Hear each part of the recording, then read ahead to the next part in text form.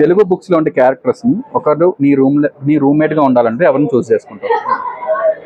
కేశవ్ రెడ్డి గారి city beautiful లో Devidas would be very joyful conversation జరుగుతాయి అనేది నాకు అనిపిస్తుంది.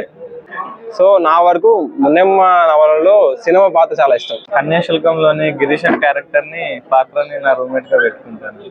నా బుక్స్ లో రామగ్రామ నుంచి రావణ లంక దాకాలో పల్లవి అనే క్యారెక్టర్ ఉంటుంది కదా, ఆ క్యారెక్టర్ నాకు చాలా నచ్చింది. ఒకవేళ రూమ్మేట్ లాగా ఉండాలి అంటే పల్లవి ఉండాలి అని అనుకుంటా.